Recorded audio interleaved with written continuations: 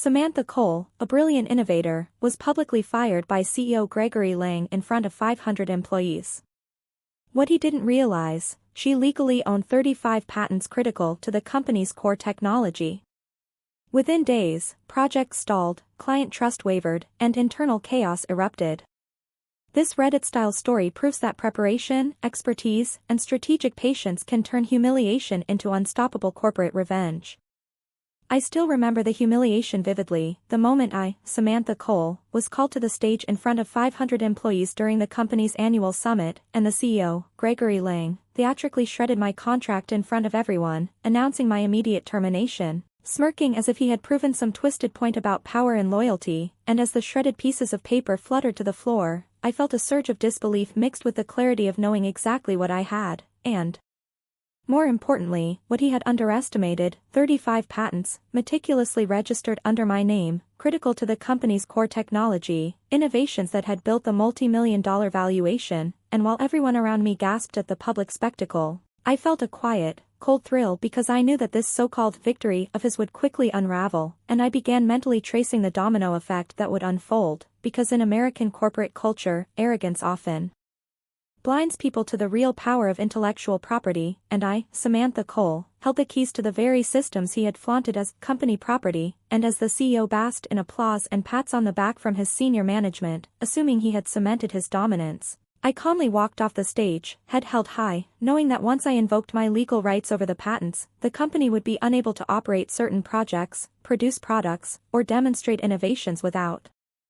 risking infringement claims, and the beauty of it was that he didn't even realize how much leverage he had just handed me, because in his mind, firing me publicly and humiliating me erased any claim I could assert, when in reality, the patents were mine by design, carefully registered to protect not only my innovations but to ensure that any attempt to use them without my consent would be met with immediate legal enforcement. And as I returned to my office to collect personal items, I noticed the whispers among colleagues, some sympathetic, some shocked, others silently calculating what the patents meant, and that only strengthened my sense of empowerment, because Samantha Cole didn't need a stage or an audience to assert her dominance. The law and her meticulous preparation did that for her, and over the next few hours, I began a careful, deliberate process of informing the company's legal department, sending formal notices about the patents I held, detailing which products, projects, and processes depended on them, and highlighting that any use without explicit authorization could result in immediate injunctions and financial claims. And while my former CEO probably thought I would be broken, shamed, or desperate after such a public firing, I instead felt invigorated, because this was the perfect combination of skill, foresight, and patience meeting an egotistical opponent, and I watched quietly as the CEO scrambled to convene emergency meetings, attempting to negotiate or even persuade me to allow the use of what was legally mine, while I maintained a calm, professional demeanor, letting him flounder, realizing slowly that his impulsive public display of power had underestimated the preparation, foresight, and meticulous strategy that I had employed over years, because each patent was tied to a specific technology, product design, or process that I had developed, tested, and registered carefully with legal oversight, and without my consent, the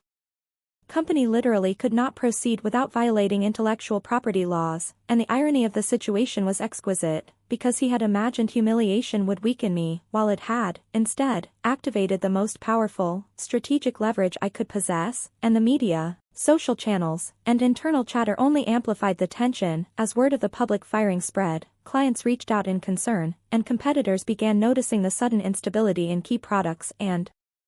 projects, all while I remained composed, quietly orchestrating the timing, method, and scope of asserting my rights over the patents, and each misstep by the CEO, panicked calls, rushed meetings, desperate legal inquiries, only highlighted the brilliance of my position, because Samantha Cole had built this arsenal of patents not for revenge, not for immediate gain, but to protect her innovations, and when the moment came, to assert control in a way that was completely legal, undeniable, and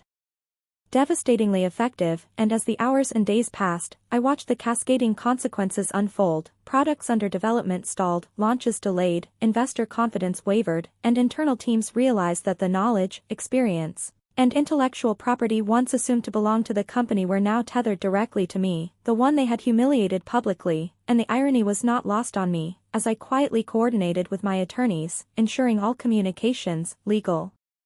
Notices and claims were executed flawlessly, and even when the CEO attempted to pressure colleagues or managers to circumvent the situation, the legal reality of the patents rendered those attempts impotent, and I could see the growing panic, subtle at first, then more overt, as project managers, engineers, and executives realized that the company's dependency on my inventions and registrations was complete, and that any attempt to bypass me would risk severe legal consequences, and the satisfaction I felt was immense, not from malice, but from watching strategic justice unfold, because Samantha Cole had been underestimated, demeaned, and publicly humiliated, and yet the very act intended to diminish her had inadvertently showcased exactly how indispensable her knowledge, skill, and legal foresight were, and by the end of the first week, the CEO was forced into negotiations, clients sought reassurances, the board demanded explanations, and internal communications reflected a mixture of awe, frustration, and reluctant respect, and the company had no choice but to acknowledge the leverage I held, while externally maintaining the narrative of business continuity, and through it all, I remained composed, professional, and quietly triumphant, because public humiliation had no bearing on legal reality, intellectual property rights, or strategic leverage, and as Samantha Cole, I had turned what was intended as a spectacle of power into a masterclass of subtle, undeniable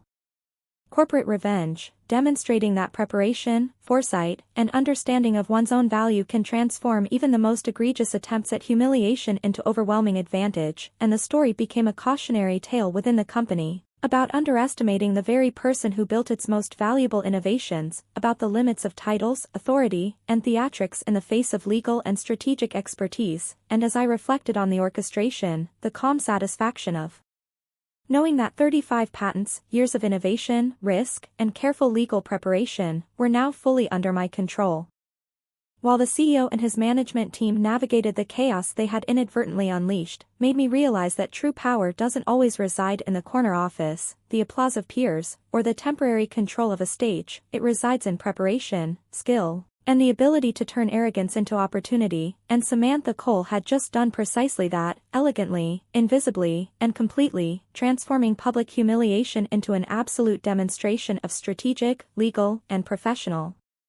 mastery, and while the CEO had expected me to be diminished, broken, or embarrassed, he was confronted with the ultimate lesson in hubris, because the person he humiliated was now the one holding the keys to his company's most critical assets, patents, and technological innovations, and as the story unfolded across internal communications, client inquiries, and investor concern, the company realized the weight of underestimating expertise, the value of intellectual property, and the cost of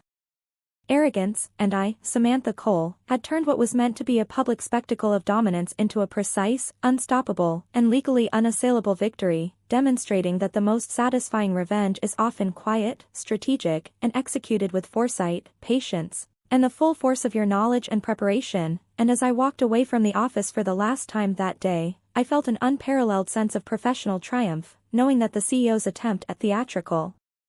humiliation had inadvertently exposed exactly how indispensable I had been, and how much control, leverage, and strategic advantage lay quietly in the hands of the very person he thought he had humiliated, and the satisfaction of witnessing his scramble, confusion, and the inevitable recognition of my patents and control, was absolute, a perfect example of Reddit-style corporate revenge, executed flawlessly by a woman who understood her value, her rights, and her power, and who had turned a